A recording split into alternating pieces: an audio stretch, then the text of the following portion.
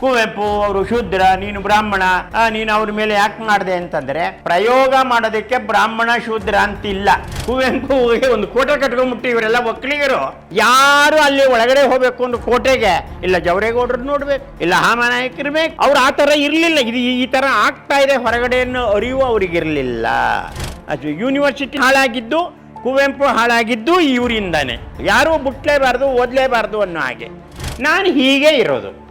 ನೀವು ಹೀಗೆ ಮಾಡಬೇಡ, ಹಾಗೆ ಮಾಡಬೇಡ ಅಂದರೆ ನಾನು ಮಾಡೋದಿಲ್ಲ, ನಾನು ಕೇಳೋಲ್ಲ. ನಾನು ಬೇಕಾದ್ರೆ ನಿಮ್ಮಿಂದ ದೂರ ಇರ್ತೀನಿ.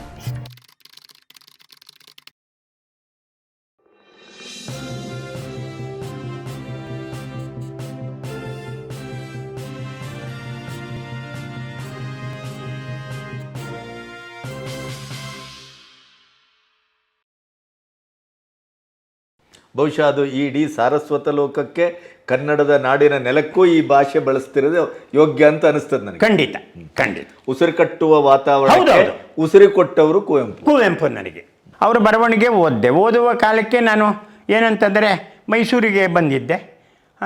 ಓದಬೇಕು ಅಂತ ಅನಿಸಿಲ್ಲ. PUC ಅಂತ ಅಲ್ಲಿವರೆಗೆ ನಿಂತೋಯ್ತು, ಫೇಲ್ ಆಗಿದೆ ಏನು ಇತ್ಯಾದಿ. ಇವ್ರ ಪುಸ್ತಕಗಳನ್ನೆಲ್ಲ ಸಂಗ್ರಹಿಸೋದು. ಒಂದು ಕಡೆ ಪುಸ್ತಕ ಸಂಗ್ರಹವೂ ಶುರು ಆಯಿತು, ಇನ್ನೊಂದು ಕಡೆ ಕುವೆಂಪು ಮೇಲಿನ ಮಮಕಾರವೋ ಏನೋ ಒಂದು ಮೋಹವೋ ಯಾವ ಶಬ್ದದ ಬೇಕಾದ್ರೂ ಕರ್ಕೊಳ್ಳಿ ಬೆಳೀಲಿಕ್ಕೆ ಶುರುವಾಯಿತು. ಆದರೆ ಇದರ ನಡುವೆ ಇಂತಿಂಥ ಪ್ರಯೋಗ ಅದು ಪ್ರಯೋಗ ಅನ್ನೋದು ಹೇಗಿರುತ್ತೆ ಅಂದರೆ, ಮೊದಲೇ ಪೂರ್ವ ನಿರ್ಧರಿತವಾದದ್ದು ಯಾವುದೂ ಪ್ರಯೋಗ ಅಲ್ಲ. ಪ್ರಯೋಗಕ್ಕೆ ಆ ಪ್ರಯೋಗ ಅನ್ನೋದು ಪ್ರತಿ ವ್ಯಕ್ತಿಯನ್ನು, ಯಾರೇ ಯಾವ ಕ್ಷೇತ್ರದವರೇ ಆಗಿರಲಿ, ಸಂಗೀತ, ಸಿನಿಮಾ, ನಾಟಕ, ವಿಜ್ಞಾನ ಯಾವುದೇ ಆಗಿರಲಿ, ಅದು ಅವ್ರನ್ನ ಎಳೆಯುತ್ತದು, ಒಳಗೆ ಎಳ್ಕೊಳ್ಳುತ್ತದು. ಹಾಗೆ ಇವರು ಅದಕ್ಕೆ ಈಲ್ಡ್ ಆಗ್ತಾ ಹೋಗ್ತಾರೆ. ಹಾಗೆ ಅಂದರೆ ನಾನು ಓದೇ ಬಿಡೋಣ, ಇವ್ರನ್ನ ಪೂರ್ತಾನೇ ಓದ್ಬೋಣ, ತಿಳ್ಕೊಂಡೇ ಬಿಡೋಣ ಅನ್ನುವ ಮಟ್ಟಿಗೆ. ಯಾಕೆಂದರೆ ನಾನು ಒಂದು ವೈದಿಕ ಪರಂಪರೆಯಲ್ಲಿ ಬೆಳೆದವನು. ನಾನು ನಮ್ಮ ತಂದೆಯವರು ಬೇರೆ ಬೇರೆ, ಅವರೂ ಕೂಡ ಎಲ್ಲ ಕ್ಷೇತ್ರದಲ್ಲಿದ್ದರು, ಓದಿದ್ರು, ಏನು ಈ ಥರ ಇತ್ತಲ್ಲ. ಹಾಗಿರುವಾಗ ನಾನು ಬಹುಶಃ PUC ಪ್ರಾರಂಭಕ್ಕೆ ಅಥವಾ 11th ಸ್ಟ್ಯಾಂಡರ್ಡ್ ಪ್ರಾರಂಭಕ್ಕೆ ಹೊಳೆನರಸೀಪುರದಲ್ಲಿದ್ದಾಗ ಕಾರಂತರಿಗೆ ನಾನು ಒಂದು ಕಾಗದ ಬರೆದದ್ದುಂಟು. ಈ ಥರ ಏನೋ ಮಾಡಬೇಕು ಅಂತಿದ್ದೀನಿ, ಅದೇನು ಅಂತ ಏನೂ ಗೊತ್ತಿಲ್ಲ, ಅದರ ಅಗತ್ಯ ನನಗಿಲ್ಲ ಅನ್ನೋ ಹಾಗೆ ಅವರು ಕೋಳಿ ಗೀಜಿದ ಹಾಗೆ ಗೀಜಿರೋ ಕಾಗದ ನನ್ನ ಹತ್ರ ಈಗಲೂ ಇದೆ. ನನ್ನ ಆತ್ಮಕಥೆಯಲ್ಲೂ ಪ್ರಕಟಿಸ್ತೀನಿ. ಯಾರಾದರೂ ಏನಿದು ಕುವೆಂಪು ಅವರು ಶೂದ್ರ, ನೀನು ಬ್ರಾಹ್ಮಣ, ನೀನು ಅವ್ರ ಮೇಲೆ ಯಾಕೆ ಮಾಡಿದೆ ಅಂತಂದರೆ, ಪ್ರಯೋಗ ಮಾಡೋದಕ್ಕೆ ಬ್ರಾಹ್ಮಣ ಶೂದ್ರ ಅಂತಿಲ್ಲ. ವೈದ್ಯಕೀಯ ಇದರಲ್ಲಿ ನನ್ನ ಮೊಮ್ಮಗಳಿಗೆ ತಾನೇ MPharm ಮಾಡಿದ್ದಾಳೆ. ನೀವು ನಿಮ್ಮ ಮಕ್ಕಳನ್ನು MBBS ಕಳಿಸಿದರೆ ಕುಯ್ಯುವ ಹೆಣ ಇದು ಒಕ್ಕಲಿಗರದೋ, ಕುರುಬರದೋ, ಬ್ರಾಹ್ಮಣರದೋ ಅಂತ ಯಾರೂ ಕುಯ್ಯಲ್ಲ. ಅಧ್ಯಯನ ಮಾಡಬೇಕು. ಒಂದು ಬಾಡಿಯನ್ನು, ದೇಹವನ್ನು ಅಧ್ಯಯನ ಮಾಡಬೇಕು ಅಂದರೆ ಅಲ್ಲಿ ಇಟ್ಟಿದ್ದು ಏನು ಸಿಕ್ಕಿರುತ್ತೆ ಅದನ್ನು ತಗೊಂಡು ನೀವು ಅಧ್ಯಯನ ಮಾಡಬೇಕು. ನಾನು ಅಧ್ಯಯನಶೀಲನೇ ಹೊರತು ಆರಾಧಕ ಅಲ್ಲ. ಯಾರಿಗೂ ಯಾವತ್ತೂ ಆರಾಧನೆ ಮಾಡಿರೋದು ಇಲ್ಲವೇ ಇಲ್ಲ ಪರಂಪರೆಯಲ್ಲಿ. ಸೊ ಹೀಗಿದ್ದಾಗ ನಾನು ಕುವೆಂಪು ಕುರಿತು ಎಲ್ಲ ಸಂಗ್ರಹ ಮಾಡಿದೆ. ಆವಾಗ ನನಗೆ ಒಂದು ಅನ್ನಿಸ್ತು, ಯಾಕೆ ಈ ಮನುಷ್ಯನ ನಾವು ಭೇಟಿ ಆಗೋದಕ್ಕೆ ಆವಾಗ ಸಾಧ್ಯತೆ ಇರಲಿಲ್ಲ. ಕುವೆಂಪು ಬಾಲ್ಯದಲ್ಲಿ ನನಗಿಂತನೂ ಕಡು ಕಷ್ಟಪಟ್ಟು, ಅವಮಾನಪಟ್ಟು, ಈ ಸಮಾಜದ ಎಲ್ಲ ನೋವು ನುಂಗುಗಳನ್ನೆಲ್ಲ ನುಂಗ್ಕೊಂಡು ಬಂದವರೇ. ಅದು ಅಧ್ಯಯನದಿಂದ ಗೊತ್ತಾಗಿದ್ದು. ಆದರೆ ಅವರು ಬೆಳೀತಾ ಏನು ಮಾಡಿದ್ರು, ಅವ್ರ ಸ್ವಭಾವನೂ ಏನಾಗೋಯ್ತು, ಅಥವಾ ಯಾರಾಗತ್ತೀವೋ ನನಗಿಲ್ಲ ಅನ್ನಾಗೆ ಅವ್ರು ಬೆಳೆದಿದ್ದು. ಅವರು ದೊಡ್ಡವರಾಗಿರೋದು ಯಾರು ಒಬ್ಬರಿಂದನೂ ಅಲ್ಲ, ಒಕ್ಕಲಿಗರಿಂದನೂ ಅಲ್ಲ, ಯಾರೊಬ್ಬರಿಂದನೂ ಅವರು ತಮ್ಮಷ್ಟಿಗೆ ತಾವೇ ದೊಡ್ಡವರಾಗಿರೋದು. ಅದೇ ಮಾದರಿ ರಾಜ್ಕುಮಾರ್ ಅವರು ತಮ್ಮಷ್ಟಿಗೆ ತಾವು ದೊಡ್ಡವರಾಗಿದ್ದಾರೆ ಹೊರತು ಯಾರ ಕೃಪಾಶ್ರಯದಿಂದನೂ ಬೆಳೆದಿಲ್ಲ. ನಾನು ರಾಜ್ಕುಮಾರ ಏನು ದೊಡ್ಡ ಅಭಿಮಾನಿ ಏನು ಅಲ್ಲದೇ ಇದ್ದರು, ಅವರು ಬೇಡ್ರ ಕಣ್ಣಪ್ಪ ಬಣ್ಣ ಹಾಕಿ ಸುಣ್ಣ ಹಾಕಿ ಎಲ್ಲ ಹಾಗೆ ಊರಿಗೆ ಕಳಿಸಿದ ಮೇಲೆ ಅವ್ರು ತಿಳ್ಕೊಂಬಿಟ್ರು, ನನಗೆ ಅವಕಾಶ ಸಿಕ್ಕಲ್ಲ. ತೆಗೆದು ನೋಡಿ, ಅವ್ರ ಬಗ್ಗೆ ಬರೆದಿರೋದು ನೀವು ಬರೆದಿದ್ದೀರಿ, ನೀವು ಮಾತಾಡಿದ್ದೀರಿ. ಹಾಗೆ ಕುವೆಂಪು ಗೊತ್ತಾಯ್ತೆ ಯಾರಿಂದನೂ ದೊಡ್ಡವರಾಗಿದ್ದರೆ ಅವ್ರು ಹಿಡಿದ ದಾರಿಯಿಂದ, ಅವ್ರು ಮಾಡಿದ ತಪಸ್ಸಿನಿಂದ, ಸಾಧನೆಯಿಂದ. ಅದಕ್ಕೆ ಮುಂದೆ ಮಾತಾಡೋಣ. ಹಾಗಿರುವಾಗ ನನಗೇನು ಅನ್ನಿಸ್ತು, ಇವ್ರನ್ನ ನೋಡಬೇಕು, ನೋಡೋದಕ್ಕೆ ಅವಕಾಶ ಇರಲಿಲ್ಲ. ಇದು ಯಾವಾಗಿಂದಿದು 69-70ರಲ್ಲಿ. ಅಷ್ಟೊತ್ತಿಗೆ ಅದೊಂದು ಮೇರು ಪರ್ವತ.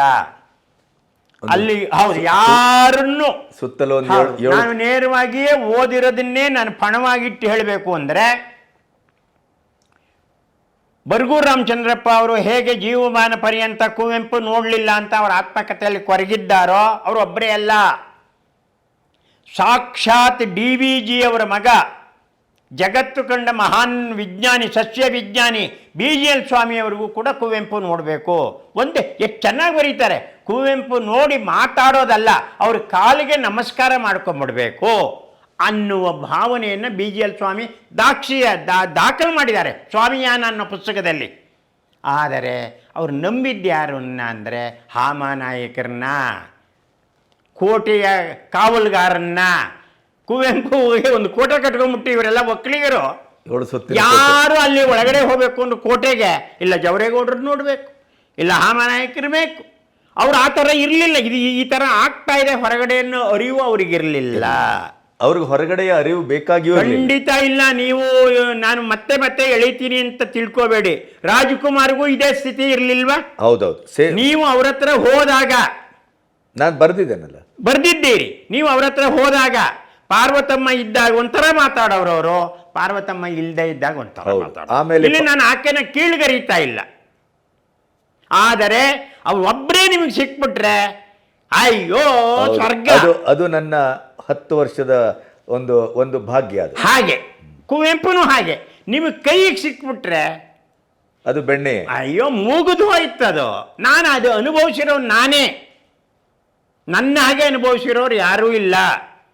ಅದು ಬೇರೆ ಮಾತಾಡೋಣ. ಅದೇ ಇದು ಹೆಮ್ಮೆಯಿಂದ ಹೇಳ್ಕೊಳ್ತಾರೆ ಮಾತು. ಅದಕ್ಕೆ ಹೇಳಿದ್ದು, ನಮ್ಮ ತಂದೆ ತಾಯಿ ನನ್ನನ್ನು ಆರಿಸ್ಕೊಂಡಿಲ್ಲ, ಕುವೆಂಪುನೂ ನನ್ನನ್ನು ನಾನು ಆರಿಸ್ಕೊಂಡಿಲ್ಲ, ಅವರು ಆರಿಸ್ಕೊಂಡಿಲ್ಲ.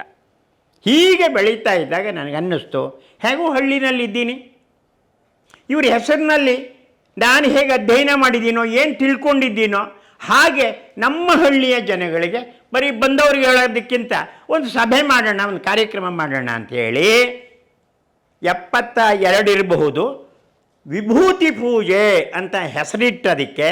ಕುವೆಂಪು ಹುಟ್ಟಿದ ಹಬ್ಬ ಅಲ್ಲ, ವಿಭೂತಿ ಪೂಜೆ. ನನ್ನ ಕಾನ್ಸೆಪ್ಟ್ ಏನಿರಬಹುದು ಅನ್ನೋದನ್ನು ಇವತ್ತು ಯಾರು ಸೈಕಾಲಜಿಸ್ಟ್ ಅನಲೈಸ್ ಮಾಡಲಿ. ಅದನ್ನು ಮಾಡಿ ಅವರಿಗೆ ಕಳಿಸ್ದೆ ಇನ್ವಿಟೇಷನ್ನು. ಎಂಥ ಪತ್ರ ಬರೆದ್ರು ಅಂದರೆ, ಸಾರ್ಥಕ ಕೆಲಸ ಮಾಡ್ತಾ ಇದೆಯಾ, ಈ ಕೆಲಸನೇ ಮಾಡಬೇಕು. ಕವಿಯನ್ನು ಆರಾಧಿಸುವುದಲ್ಲ, ಸಾಹಿತ್ಯವನ್ನು ಅಧ್ಯಯನ ಮಾಡುವುದು ಅಗತ್ಯ. ಅದು ಗ್ರಾಮೀಣ ಪ್ರದೇಶದಲ್ಲಿ ನೀನು ಈ ಕೆಲಸ ಮಾಡ್ತಾ ಇದೆಯಾ, ಬಂದು ಹೋಗು ಅಂತ ಕರೆ ಕೊಟ್ಟರು. ಈ ವಿಭೂತಿ ಪೂಜೆ ಏನು? ವಿಭೂತಿ ಅಂತಂದರೆ ಅವ್ರ ಕಾವ್ಯ ಕುರಿತು. ನನ್ನ ಅವ್ರದ್ದೇ ಪುಸ್ತಕದ ಹೆಸರು. ಭೂತಿ ಅಂದರೆ ಆಗುವುದು. ನಾವು ತಿಳ್ಕೊಂಡಿರೋದೇನು ಅಂದರೆ ಅದು ಯಾವುದೋ ಒಂದು ಇದು ಏನೋ ಇದ್ದಲು, ಅದು ಪುಡಿ ತಲೆಗೆ ಅಲ್ಲ. ನಾನು ಆನಗಲ್ ಕುಮಾರಸ್ವಾಮಿಯವರ ಮಠಕ್ಕೂ ಹೋಗಿ ನೋಡಿದ್ದೀನಿ ವಿಭೂತಿ ಹೇಗೆ ತಯಾರು ಮಾಡ್ತಾರೆ ಅಂತ. ಆ ವಿಭೂತಿ ಬಳದ್ಕೊಂಡ್ಬಿಟ್ರೆ ಎಷ್ಟು ಗಮ್ಮಂತಿರ್ತದೆ ಅಂದರೆ ಪ್ರತಿಯೊಬ್ಬನೂ ಬಳಕೋಬಹುದು. ಅದಕ್ಕೆ ಜಾತಿ ಕುಲ ಮತ ಇಲ್ಲ. ಆ ವಿಭೂತಿ ಗಟ್ಟಿ ತೊಗೊಂಡ್ಬಿಟ್ರೆ, ಆ ಗಟ್ಟಿನ ಬಳ್ಕೊಂಡ್ರೆ ಮುಖ ಎಲ್ಲ ಇವತ್ತು ನಾವು ಪೌಡ್ರ್ ಹಾಕೋತೀವಲ್ಲ, ಅದಕ್ಕಿಂತ 100 ಪಾಲು ಮೇಲು. ಅದೇ ವಿಭೂತಿ. ಭೂತಿ ಅಂದರೆ ಆಗೋದು, ವಿಶೇಷವಾದ ಭೂತಿ. ಕುವೆಂಪು ಅವರ ಒಂದು ಪುಸ್ತಕದ ಹೆಸರು ವಿಭೂತಿ ಪೂಜೆ. ನಾನು ಆ ಕೆಲಸ ಅಲ್ಲಿ ಮಾಡಿದೆ. ಕುವೆಂಪು ಪತ್ರಗಳು ಅದಕ್ಕೂ ಎಲ್ಲ ಮುಂಚೆ ಅದು ಪತ್ರದಲ್ಲಿ ಇದೆ. ಅದು ಅಲ್ಲಲ್ಲ, ಪತ್ರ ಬರೆದ್ರು. ಹೌದು, ಬರೆದ್ರು. ಅವರೇ ಬರೆದು ನನಗೆ ಬಾ ಅಂತ ಕರೆದ್ರು. ಆಗ ನಾನು ಹೋಗಿ ಹೇಳಿದೆ, ಏನು ಮಾಡ್ತಾ ಇದೀಯ ಅಂತ. ಸರ್, ನಾನು ಜಸ್ಟ್ 11ನೇ ತರಗತಿ ಓದಿರೋದು, ನನಗೇನು ಕೆಲಸ ಸಿಗ್ತಾನೂ ಇಲ್ಲ, ಮತ್ತು ಮನೆಯಲ್ಲಿ ನನಗೆ ಆಸ್ತಿ ಪಾಸ್ತಿ ಏನೂ ಇಲ್ಲ. ನಾನು ಈ ಥರ ಒಬ್ಬ ದೇವಸ್ಥಾನದ ಅರ್ಚಕರ ಮಗ. ನಮ್ಮ ತಂದೆಯವರು ತಾಯಿಯವರು ಇದ್ದಾರೆ, ಅವರು ಕಲಾವಿದರು, ಸಾಹಿತಿಗಳು, ಅಂದರೆ ಹರಿಕತೆ ಮಾಡೋರು ನಮ್ಮ ತಂದೆಯವರು. ಮತ್ತು ಸಂಗೀತದಲ್ಲಿ ಮೈಸೂರು ವಾಸ್ತೇವಾಚಾರ್ಯ ಶಿಷ್ಯರವರು. ಹೀಗೆಲ್ಲ ಇದೆಲ್ಲ ಹೇಳಿದ ಮೇಲೆ ಸಂತೋಷ, ನೀನು ಮುಂದುವರಿಸು ಅಂತ. ಆಗ ನಾನು ಓದೋಕ್ಕೆ ಅನ್ನಿಸ್ತು, ಕುವೆಂಪು ಅಂದರೆ ಏನು ಅನ್ನೋದನ್ನೇ ಈ ಜನಕ್ಕೆ ಕೇಳಬೇಕು ಅಂತ. ಕರೆಕ್ಟ್. ಕುವೆಂಪು ನಾನು ತಿಳ್ಕೊತಾ ಇದ್ದೀನಿ, ತಿಳಿದಿದ್ದೀನಿ ಅಂತ ಹೇಳ್ತಾ ಇಲ್ಲ, ತಿಳ್ಕೋಬೇಕಾಗಿತ್ತು. ತಿಳಿಯುವ ಪ್ರಯತ್ನ ಶುರು ಮಾಡಿದೆ. ಎಷ್ಟು ಜನ ತಿಳಿದಿರೋರು, ಒಬ್ಬೊಬ್ಬರು ಒಂದೊಂದು ಬಣ್ಣದ ಇದನ್ನ ಹೇಳೋರು. ಈಗ ಆನೆ ಕತೆ ಇದ್ದಾಗೆ. ಹೌದು, ಕುರುಡ ಆನೆ ಮುಟ್ಟಿದ ಕಥೆ. ಎಲ್ಲರೂ ಹೇಳೋರು ಅವ್ರು ಹಾಗೆ ಮಾತಾಡುವುದಿಲ್ಲ, ಸಂದರ್ಶನ ಕೊಡುವುದಿಲ್ಲ, ಈ ಥರ ಎಲ್ಲ ಕಥೆಗಳೆಲ್ಲ ಕಟ್ಟಿಬಿಟ್ಟಿದ್ರು. ಮೈಸೂರು ಯೂನಿವರ್ಸಿಟಿ ಹಾಳಾಗಿದ್ದು, ಕುವೆಂಪು ಹಾಳಾಗಿದ್ದು ಇವರಿಂದಾನೆ. ಈ ಕತೆ ಹೌದೌದು, ಯಾರೂ ಬಿಟ್ಲೇಬಾರ್ದು, ಓದಲೇಬಾರ್ದು ಅನ್ನೋ ಹಾಗೆ. ನಾನೇನು ಮಾಡಿದೆ, ಅದಕ್ಕೆ ಕುವೆಂಪು ಅಂದರೆ ಇದು, ಇವರು ಕುವೆಂಪು, ಇವರೇ ಕುವೆಂಪು ಅಂದರೆ ಯಾರು, ಇವರು ಅನ್ನೋ ಹಾಗೆ ಪುಸ್ತಕವನ್ನು ನಾನು ಸಿದ್ಧಪಡಿಸ್ದೆ. ಅದಕ್ಕೆ ಪ್ರೇರಣೆ ಆರ್.ಕೆ. ಪ್ರಭು ಅವರು ಗಾಂಧೀಜಿಯವರ ಬಗ್ಗೆ ಒಂದು ಪುಸ್ತಕ ಬರೆದಿದ್ರು, ಅದು ಕನ್ನಡಕ್ಕೆ ಅನುವಾದ ಆಗಿತ್ತು. ಆದರೆ ಅದು ಒಂದು ರಾಜಕಾರಣಿ, ಅದು ಯಾವುದೇ ವ್ಯವಸ್ಥಿತವಾಗಿ ಮಾಡಿಲ್ಲ, ಕಂಡವ್ರದ್ದು ಹೇಳಿದ್ದು ಮಾಡಿದರು. ನಾನು ಸೈಂಟಿಫಿಕ್ ಆಗಿ, ವೈಜ್ಞಾನಿಕವಾಗಿ ಮೆಥಡಾಲಜಿಯನ್ನು, ಅದೇನು ನನಗೆ ಇವತ್ತಿಗೂ ಕೂಡ ಮೆಥಡಾಲಜಿ ಅಂದರೆ ಭಾಳ ಇಷ್ಟ. ಬಹುಶಃ ಅದಕ್ಕೆ ಕಾರಣವೂ ಕೂಡ ಚಿದಾನಂದ ಮೂರ್ತಿಯವರ ಸಂಶೋಧನೆ ಅಂತ ಒಂದು ಪುಸ್ತಕ ಇದೆ, 67ರಲ್ಲಿ ಪ್ರಕಟ ಆಗಿದೆ.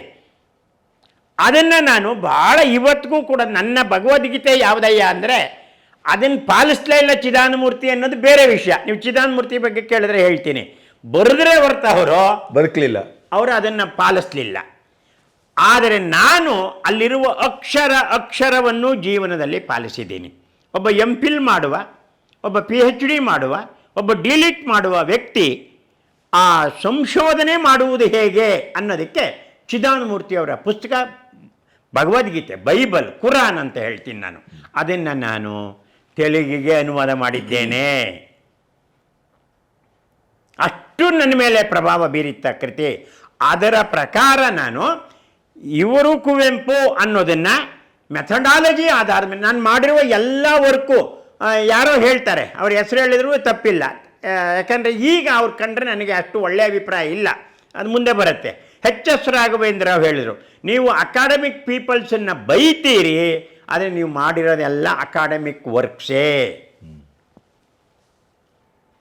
ನಿಮ್ಮ ಮೆಥಡಾಲಜಿ ಅದೇ. ಎಸ್, ನಾನು ಅದನ್ನು ಇವರ ಕುವೆಂಪುನ 2 ಭಾಗ ಮಾಡಿ, ಮೊದಲನೇ ಭಾಗ ಎಲ್ಲ ಚಾರಿತ್ರಾತ್ಮಕವಾಗಿ ಬಾಲ್ಯದಿಂದ ಅವರು ಹೇಗಿದ್ದರು ಅನ್ನೋದನ್ನು ಒಂದು ಭಾಗ, ಆಮೇಲೆ ಎರಡನೇದು ಅವರು ಕಂಡಿದ್ದು ಪತ್ರಕರ್ತರು ಇರ್ಬೋದು, ಬೇರೆಯವರು ಇರ್ಬೋದು, ಹೋಗಿದ್ದು ಬಂದಿದ್ದು, ಎಲ್ಲಿ ಮಾತಾಡಿದರು, ನನಗೆ ಗೊತ್ತಾಗಿದ್ದು, ಅವರು ಹೀಗೆ ಹೇಳುತ್ತಾರೆ. ಈಗ BH ಶ್ರೀಧರ್ ಅವರು ಬೇಂದ್ರೆ ಭಕ್ತರು, ಕುವೆಂಪು ಭಕ್ತರಲ್ಲ. ಅದೇ ಕುವೆಂಪು ವ್ಯಕ್ತಿತ್ವ ಅಂದರೆ ಏನು ಅಂದಾಗ ನಾನು BH ಶ್ರೀಧರ್ ಅವರದ್ದು ಹಾಕ್ಕೊಂಡಿದ್ದೀನಿ. ಇದು ನನ್ನ ಟೆಕ್ನಿಕ್ ಇತ್ತು. ನಾನು ಇಲ್ಲಿರೋರು ಯಾರು ಆ ಮೈಸೂರು ಯೂನಿವರ್ಸಿಟಿಯಲ್ಲಿರುವಂತಹ ಪೀಕಾಗಳನ್ನೆಲ್ಲ ನಾನು ಹಾಕ್ಕೊಂಡು ನಾನು ಅದನ್ನು ಇಲ್ಲ, ಇವತ್ತಲ್ಲ, ನಾನು ಸತ್ತ ಮೇಲೂ 100 ವರ್ಷಕ್ಕೂ ಆ ಬುಕ್ಕು ಒಂದು ಮಾಡೆಲ್ ಅಂತಲೇ ತಿಳ್ಕೊಳ್ತೇನೆ. ಯಾರ ಬಗ್ಗೆನಾರು ಮಾಡಲಿ, ಕುವೆಂಪು ಬಗ್ಗೆ ಅಲ್ಲ, ನೀವು ಬೇಂದ್ರೆ ಬಗ್ಗೆ ಮಾಡಿ, ಗೊರೂರ್ ಬಗ್ಗೆ ಮಾಡಿ, ನಾ ಕಸ್ತೂರಿಯವ್ರ ಬಗ್ಗೆ ಮಾಡಿ, ಹೀಗೆ ಮಾಡಬೇಕು ಅನ್ನೋ ಹಾಗೆ ಮಾಡಿದ್ದೀನಿ ನಾನು. ಸೊ ಆ ಕಾರಣಕ್ಕೆ ನಾನು ಅದನ್ನು ಇವರ ಕುವೆಂಪು ಮಾಡಿ, ಫಸ್ಟ್ ಯಾರ ಹತ್ರಕ್ಕೆ ಹೋದೆ, ಜವರೇಗೌಡರು ವೈಸ್ ಚಾನ್ಸಲರ್, ಕುಲಪತಿ. ನಿಜವಾಗ ಹಾಗಿದ್ದರು ಅವರು, ಕನ್ನಡದ ಕುಲಪತಿ ಅವರು, ಮೈಸೂರು ಯೂನಿವರ್ಸಿಟಿ ಕುಲಪತಿ ಅಲ್ಲ, ಅವರು ಹಾಗಿದ್ದರು. ಇನ್ನೂ ಉಳಿಸ್ಕೊಂಡಿದ್ರು ಅಂತ ಹೇಳೋಣ, ಇನ್ವೈಟೆಡ್ ಕಾಮದಲ್ಲಿ. ಅವ್ರು ಹೇಳಿದರು, ನನಗೆ ಬಿಡುವಿಲ್ಲಪ್ಪ, ಹಾಮಾನಾಯಕರು, ಈ ನಿಮ್ಮ ಚಾನಲ್ನಲ್ಲೇ ಈ ಮಾತು ಹೇಳ್ತಾ ಇರೋದು, ನಾನು ಎಲ್ಲೂ ಅವ್ರ ಹೆಸರು ಹೇಳಿರಲಿಲ್ಲ. ಹಾಮಾನಾಯಕರ ಕೈಲಿ ಬರೆಸ್ಕೊಡ್ತೀನಿ, ಹೇಳ್ತೀನಿ ಆತನಿಗೆ, ನನಗೆ ಅಗತ್ಯ ಇಲ್ಲ ಅಂದೆ. ಹೇಗೆ ಅಂದಿರಬೇಕು ನೀವು ನೋಡಿ, ಆ ವಯಸ್ಸಲ್ಲಿ ಮುಂದೆ ಅವರೇನೇ ಕನ್ನಡ ಮತ್ತು ಅಧ್ಯಯನ ಸಂಸ್ಥೆಗೆ ನಿರ್ದೇಶಕರಾಗ್ತಾರೆ ಅಂತನೂ, ಅಥವಾ ಕುವೆಂಪುಗೆ ವಾರಸ್ದಾರರು ಅಂದರೆ ಮುಕ್ತೇಸರ ಅಂತಾರೆ ದಕ್ಷಿಣ ಕನ್ನಡದಲ್ಲಿ, ಅದು ಜವರೇಗೌಡರು ಅನ್ನೋ ಹಾಗೂ, ಜವರೇಗೌಡರ ಮುಖವಾಣಿ ಯಾರು ಅಂದರೆ ಹಾಮಾನಾಯಕು ಅನ್ನೋ ಹಾಗಿದ್ದಾಗ ನನಗೆ ಅಗತ್ಯ ಇಲ್ಲ. ಈ ನಿಷ್ಠೂರತೆ ಈಗಿಂದಲ್ಲ, ಅವತ್ತೇ ಹುಟ್ಟುವಾಗಲೇ ಇದೆ ನನಗೆ. ನನ್ನ ಮಕ್ಕಳಿಗೂ ಹೇಳಿದ್ದೀನಿ, ನಾನು ಹೀಗೆ ಇರೋದು, ನೀವು ಹೀಗೆ ಮಾಡಬೇಡ ಹಾಗೆ ಮಾಡಬೇಡ ಅಂದರೆ ನಾನು ಮಾಡೋದಿಲ್ಲ, ನಾನು ಕೇಳೋಲ್ಲ, ನಾನು ಬೇಕಾದ್ರೆ ನಿಮ್ಮಿಂದ ದೂರ ಇರ್ತೀನಿ, ನಿಮಗೆ ಯಾವ ರೀತಿ ಡ್ಯಾಮೇಜು ಮಾಡೋಲ್ಲ, ನೀವು ನಿಮ್ಮ ಪಾಡಿಗೆ ಬೆಳೀರಿ. ಆ ಕಾರಣಕ್ಕೆ ಮಾಲೂರಿಗೆ ಬಂದಿರೋದು, ಅದು ಬೇರೆ ವಿಷಯ. ಸೊ ನಾನು ಹೇಳಿದೆ ನೀವೇ ಬರೀಬೇಕು ಅಂತ. ನನ್ನ ಪರಿಚಯ ಅವರಿಗಿಲ್ಲ, ಅಥವಾ ಅವರು ನನ್ನನ್ನು ಸರಿಯಾಗಿ ಇದು ಮಾಡಿಲ್ಲ. ಕುವೆಂಪು ಬರೀಬೇಕಾಯಿತು, ಕುವೆಂಪು ಬರೆಯೋದಲ್ಲ, ಅವರು ತಮ್ಮ ಬಗ್ಗೆ ಇರೋದು ತಾವು ಬರೆಯೋದಲ್ಲ, ಅಲ್ಲ. ಆದರೆ ನನ್ನ ಸಮಕಾಲೀನರು ಯಾರೂ ನನಗೆ ಗೆಳೆಯರಿಲ್ಲ, ಜೀವನದಲ್ಲಿ ನನಗೆ ಒಬ್ಬ ಸಾಹಿತಿ ಮಿತ್ರ ಬಾಲ್ಯದಿಂದ ಇಲ್ಲಾಂದರೆ ಅವನು ಒಂದು 25 ಪುಟ ಬರೆದು ಇವತ್ತು ಏನು DR ನಾಗರಾಚಾರ್ಯ ಗ್ರೀಕಿನಿಂದ ಕೋಟ್ ಮಾಡಿ, ಲಾಟಿನಿಂದ ಕೋಟ್ ಮಾಡಿ, ಅಲ್ಲಿಂದ ಕೋಟ್ ಮಾಡಿ, ಇಲ್ಲಿಂದ ಕೋಟ್ ಮಾಡಿ ಕದ್ದು ಇದು ಹೀಗಿದೆ ಅಂತ ಹೇಳ್ಬಿಟ್ಟಿದ್ದಿದ್ರೆ ನಾನು ಎಲ್ಲೋ ಹೋಗ್ಬಿಡ್ತಾ ಇದ್ದೆ. ಆ ಬುಕ್ಕಿಗೆ ಏನೇನೋ ಬಂದ್ಬಿಡೋದು. ಜವರೇಗೌಡರೆ ನಿಷ್ಠುರವಾಗಿ ನೇರವಾಗಿ ಅದರ ಬಗ್ಗೆ ಬರೆದಿದ್ದಾರೆ. ಅದನ್ನು ತಿದ್ದಿದವರು ಯಾರು? ಇವರು ಕುವೆಂಪು. ಇದನ್ನು ತಿದ್ದಿದವರು ಯಾರು? CP ಕೃಷ್ಣಕುಮಾರ್ ಅವರು. CPK. ಹೌದು, ಡಾಕ್ಟರ್ CPK ಅವರು. ಇನ್ನೊಬ್ಬರು ಯಾರು? ಇವತ್ತಿಗೂ ಎದ್ದು ನಿಂತುಕೊಂಡು ಗೌರವ ಸಲ್ಲಿಸಬಹುದಾದ ಯಾರಾದರೂ ಕೂಡ ಪ್ರೊಫೆಸರ್ S. ನಾರಾಯಣ ಶೆಟ್ಟಿ ಸುಜ್ಜಿನಾ ಅವರು. ಅವರಂತಹ ಬದುಕು ಮತ್ತು ಅವ್ರದ್ದೇ ಆದ ಮಾತು ಕತೆ ಇದೆಲ್ಲ ಕೂಡ ಇನ್ನೊಬ್ಬರಿಗೆ ಬರಲಿಕ್ಕೆ ಸಾಧ್ಯ ಇಲ್ಲ. ಅವರು ದೇವಾಂಗದವ್ರು ಇರ್ಬೋದು, ಮಗ್ಗದವ್ರು ಇರ್ಬೋದು. ಅವ್ರಿಗೆ ನಾನು ಪುಸ್ತಕ ಅರ್ಪಣೆ ಮಾಡಿದ್ದೀನಿ, ಅದು ಮುಂದೆ ಹೇಳ್ತೀನಿ. ಈ ಬುಕ್ಕನ್ನು ಅವರಿಗೆ ಅರ್ಪಣೆ ಮಾಡಿರೋದು. ಅವರು ತಿದ್ದಿದ್ದಾರೆ.